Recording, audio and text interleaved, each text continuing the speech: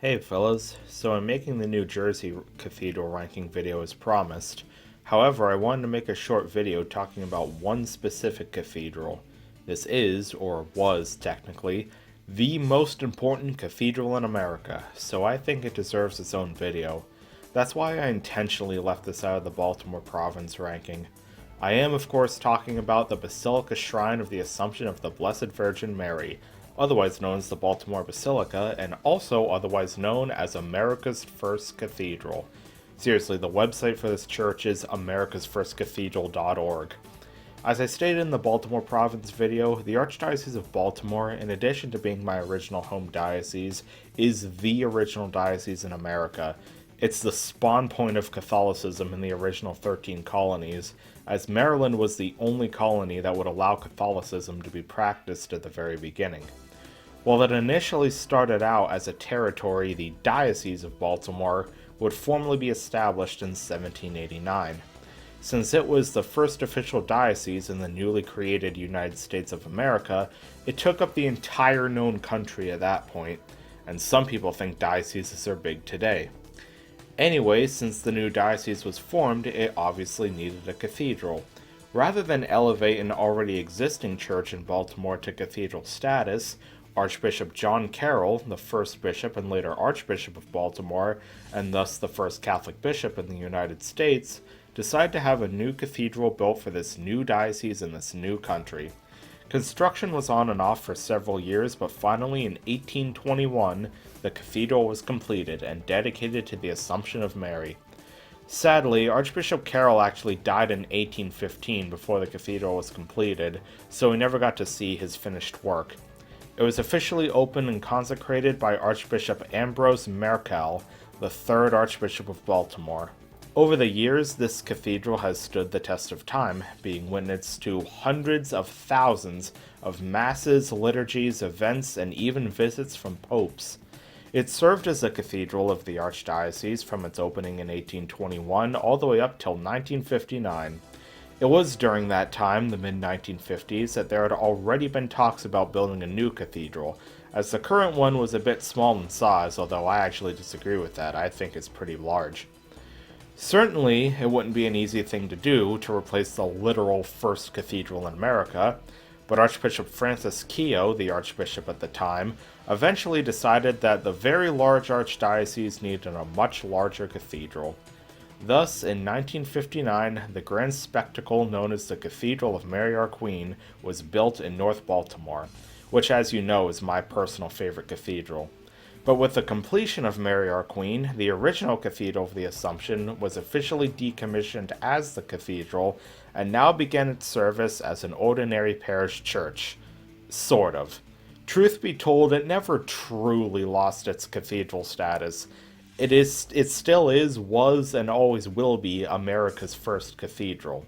It still houses the original bishop's chair from its opening day back in 1821. And shortly after it was decommissioned as the cathedral, it was given the title of Basilica, which is now why it's called the Baltimore Basilica. I mostly just wanted to give a little history lesson on this invaluable piece of American Catholic history, but fitting with my cathedral rankings, I'll talk about the architecture of the basilica. First, it's located on a small hill in the middle of downtown Baltimore, so it has a really prominent location. The architectural style itself is neoclassical, which you don't see too often for churches here anymore. That was a design used in the really early days of America, like late 17 or early 1800s. The exterior has almost not changed at all since 1821, save for some minor facelifts and upkeep over the years. It has a nice lawn around it too, which, if you know downtown Baltimore, there's hardly any green space. The first thing you probably notice are the pillars in the front. Yes, as if I needed any more reason why Roman influence is the best, the literal first cathedral in America has pillars and a dome. Granted, the dome is much smaller than some other cathedrals in the region, but it's still a dome. You'll also notice the twin spires, but they have onion domes on top instead of triangular points.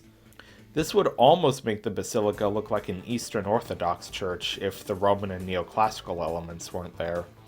The exterior for the most part is pretty simple in design, most notably by the fact that the windows are clear glass rather than stained, and the stonework is a bit rough.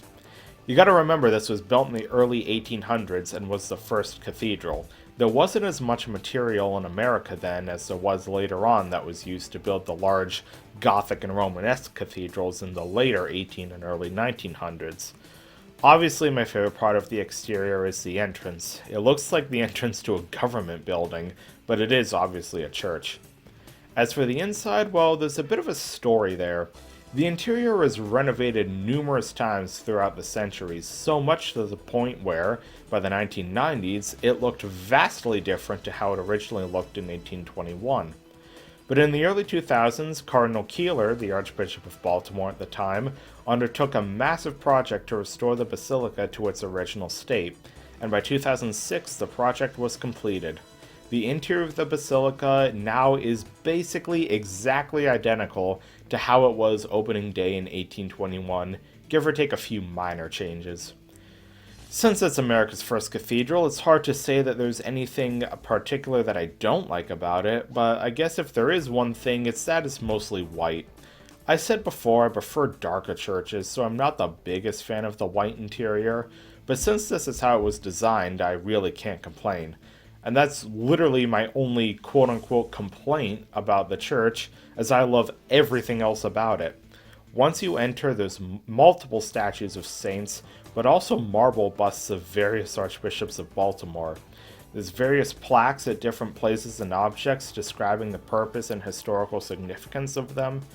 And while the choir loft isn't in the back, it's off to the left of the sanctuary, complete with a restored pipe organ.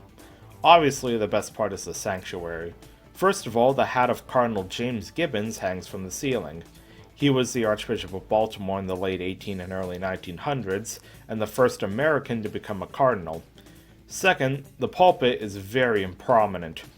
I usually prefer round pulpits to square ones, and this one stands tall. The tabernacle is in the center where it should be, but the most notable feature is the bishop's chair. As I said, this is the original bishop's chair from 1821. This chair has been used by every Archbishop of Baltimore since and has never been replaced. This makes it the oldest bishop's chair in the United States. And I love its design, by the way. It's a lush red cushioned chair. The red curtain that surrounds it was something that used to be common in cathedrals, but you don't really see it anymore.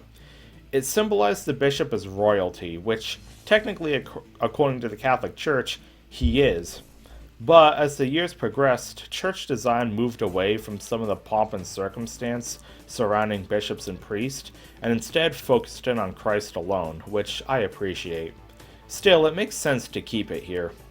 The sanctuary is actually quite simple in design when compared to some other cathedrals, but as I said, it's been restored to look almost exactly as it did when it was built. It was the first cathedral, of course, so it was simple. Lastly, I'd be remiss if I didn't talk about the underground below the church. There's a series of tunnels underneath the main basilica which practically serve as the foundation of the building, but also house the Basilica's Museum as well as the Archdiocesan History Museum. Most recently, part of the underground was transformed into a chapel used for daily mass and other events, and a perpetual adoration chapel was added too. The main feature of the underground, though, is the crypt. This is where several archbishops of Baltimore are buried, including Archbishop Carroll, Archbishop Merkel, Cardinal Gibbons, and Cardinal Keeler. Some more recent ones opted to be buried at the Cathedral of Mary Our Queen, but this is the traditional final resting place for Baltimore's archbishops. Well, that's about it. I just wanted to make this video talking about America's first cathedral because, well, it deserves its own video and not just a spot on a list. It's that important. If I were to rank it as part of the Baltimore province, I'd probably place it between the Cathedral of St. Thomas More in Arlington and the Cathedral of St. Joseph in Wheeling. Pretty much in the middle. It's beautiful, but not as good as some of the cathedrals built after it. Still, its history and significance makes it the Mother Cathedral of America. Sure, it may not technically have cathedral status anymore, but that doesn't make a difference. The Basilica Shrine of the Assumption of the Blessed Virgin Mary has stood and will always stand as the birthplace of Catholicism in America. Alright, that's it for now. The next video will be the New Jersey cathedrals, so stay tuned for that. I'll see you all next time.